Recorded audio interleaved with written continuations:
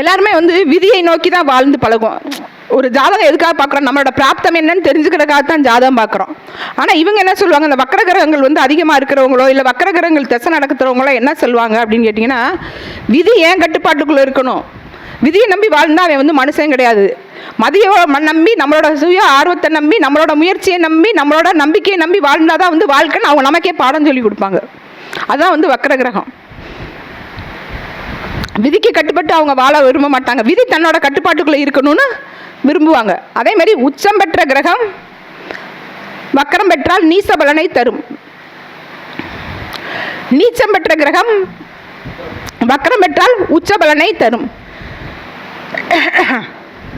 6, 8, 12 அதாவது மறைவு ஸ்தானங்கள் 3, 6, 8, 12 இந்த கிரகங்கள் வந்து வக்கரம் பெற்றால், குறிப்பாக வந்து 3 விட்டுருங்க, ஏன்னா அது வந்து வெற்றி ஸ்தானம். 6, 8, 12 பாதகாதிபதியும் வச்சுக்காங்க. இவங்க வந்து வக்கரமான ஓரளவுக்கு சுபத்தன்மையை தருவாங்க. முழுசாக சுபத்தன்மையை தருவாங்கன்னு நம்ம சொல்ல முடியாது. ஓரளவுக்கு சுபத்தன்மையை தருவாங்க.